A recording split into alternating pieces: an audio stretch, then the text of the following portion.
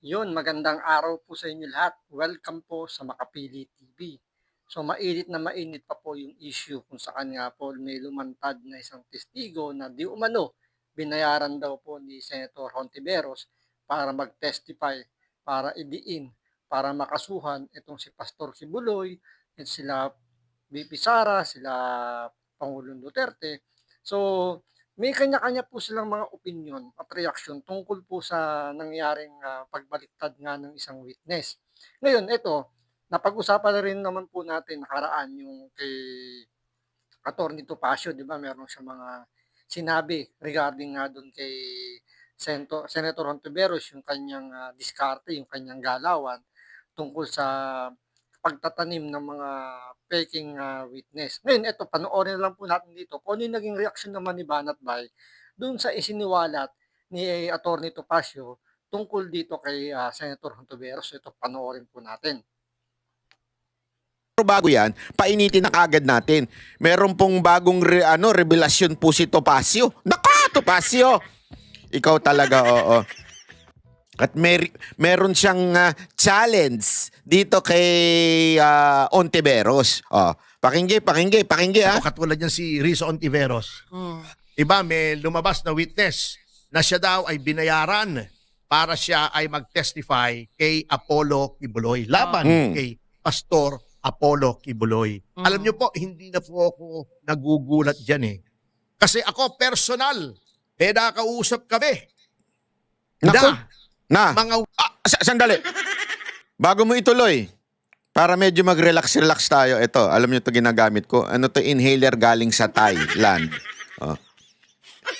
Hindi po ito sponsor ha, baka kala niyo sponsor. Kasi marami na akong ginagamit na inhaler, iba-iba, merong ganito. Kaya, ayan, inhaler. Alam mo naman tayo, nagpapabudol din tayo sa TikTok. Sa TikTok lang. Sa politika, hindi tayo papabudol. Meron tayong ganito, lavender, pampatulog naman ito, di ba? Ito, medyo sakto lang. Ito, matapang. Para si Rodrigo Roa Duterte ito, tsaka si Inday Sara. Ito kasi, parang si Marcos, mahinang nilalang, at saka si Atty. Claire. Naikunik pa hayop. Kaya add to cart na ngayon nandiyan sa yellow basket. Hindi, wala po. Wala po yellow basket dito sa YouTube. Pero parang meron product placement dyan eh. Hindi ko alam ano meron doon. witnesses na binayaran. Sinasabi nila na binayaran sila ni Rizzo Ontiveros. Dalawang instances, personal. Yan, personal. Ibig sabihin, meron siyang kaalaman. Hindi ito yung chinismis, chinika-chika lang, o narinig lang niya, bulong-bulungan. Hindi, personal. Bakit? Siya mismo ang nalapitan. Nako! Ito talaga, yari na. Kausap ko unang-una, yung kay Kian. Yung kay Kian naman yung mga pulis. Yung kay Kian, yung may ganon, yung meron silang painting na nakaganon yung bata, si Kian.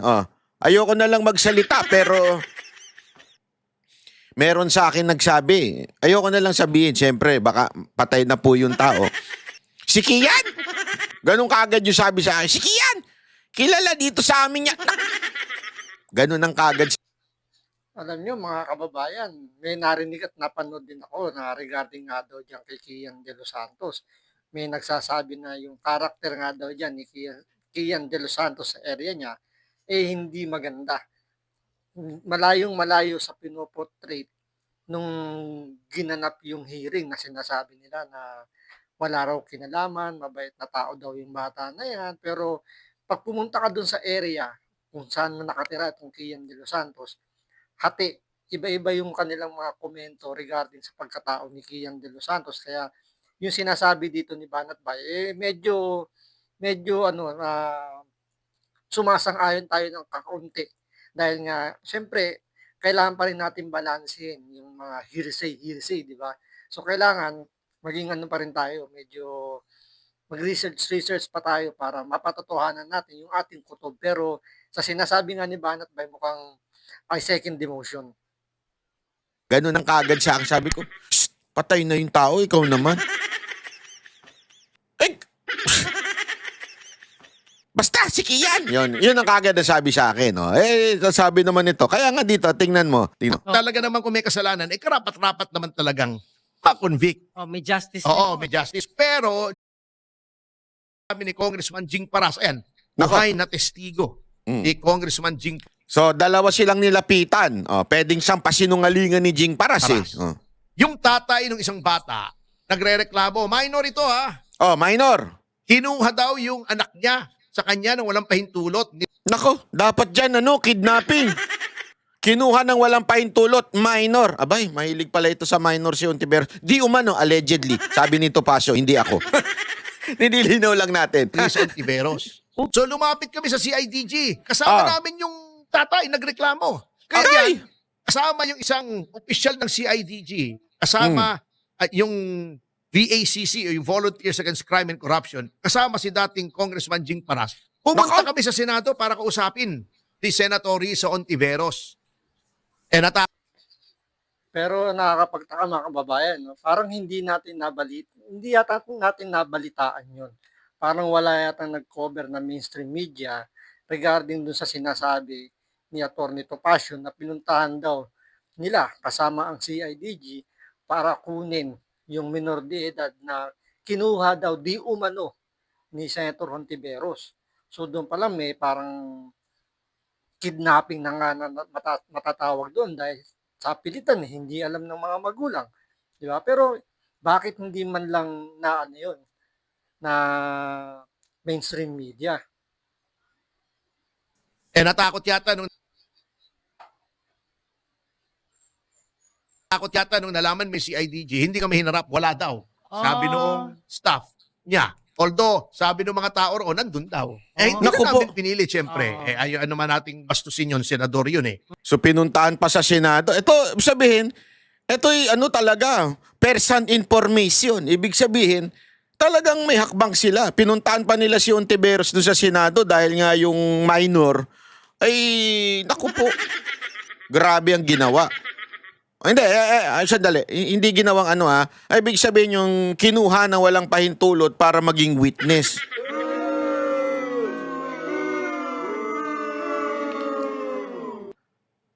Meron pala itong pattern. Ano ba ang tawag doon sa mga may pattern? Hindi, yung may mga pattern, di ba sa Amerika, mga napapanood natin sa pelikula, anong tawag doon? Yung kunwari, may pattern siyang pumapatay ng tao. Anong tawag doon? Serial killer. Ibig sabihin, may pattern. Paano kaya kung may pattern, magtanim ng witness? Anong tawag doon? Serial witness. Planting. O baka naman na serial liar, pwede rin. O serial kidnapper, pwede rin. Hindi natin alam, pero Ontiveros, kailangan mo nang sagutin ito kasi eto mismo si Topacio, abogado. Kaya nga may der siya sa dulo. Tingnan ninyo yung der niya sa dulo, ha? Senator of the Republic. That's number 1, ha? Number 2, yung sa Farmally. Di ba, hinarap namin sa media. Yung Nako. isang witness na sinabi, binigyan siya ng pera, binigyan siya ng e-bike ni Rizon Ontiveros sa Binigyan ng pera, binigyan ng e-bike? Maging witness? Ano kaya e-bike yun? Ducati kaya yun? Kasi lintik yung presyo ng e-bike ng Ducati, ha? Nakakita ko. Grabe. Dinaig pa ang big bike. Hindi. Pero ano kayang e-bike yun? Baka naman yung e-bike na tigga 20 mil lang ang binigay sa inyo. noong abogada na connected kay Rizon Ontiveros, miyembro ng kanyang staff. Kaya nasa akin pa yung video. Nandyan pa rin sa online yung testigo yun, yung video ng testigo. Kaya Talaga? hindi na may pagkakaila yun. Naku po, patay tayo dyan. Yung kay Kian, nandyan pa rin po online pag niresearch Naku po! nyo. Kaya Naku! etong lumabas pong testigo na nagsasabing binayaran na naman siya Naku po. ni Senator Rizon Ontiveros Naku! para magtestigo laban kay Pastor Apollo Kibuloy. Nayari. Strike 3 na yan. Strike Kay three. Rizon Ontiveros. So, Naku, may tawag na dyan. Yan na ba yung tinatawag mo serial false witness? Planting false witness? Yan na ba yun? At huwag niyong sabihin hearsay o patay lamang sa mga media reports yung aming sinasabi sapagkat personal po nakausap ko. Nakausap ng inyong abang lingkod, yung tatay Nako, nung personal. minor Mahalaga yan. kinuha nung grupo ni Rizon Ontiveros. Pati yung Nako. sa Farmally, kausap ko po. Nandoon po ako nung binibidyo yung kanyang testimony. Naku po. Nandoon po ako. Kaya Etong pangatlo, hindi ko alam ito. Nakita lang siya. Pero ako'y naniniwala sapagkat because of pattern. Yun. Sa Pattern. sa law on evidence, admissible yung mga previous acts. Nako, grabe Sa mga batas daw, ang ganda nung sinabi ni Senator Topacio. Ay, Senator. Hindi, di ba ang ganda na sinabi niya sa korte daw, kinukonsider ang pattern. So, kunwari, pattern na may nangyaring patayan, ikaw involved doon, patayan dito, ikaw involved doon, patayan dito. Same yung klase ng pagpatay, di ba? Tapos dito, ikaw yung naprove. Oh. So, ibig sabihin, may pattern. Patay tayo dyan. To prove pattern. Halimbawa, ikaw ay inakusahan na binubugbog mo yung asawa mo. Nako.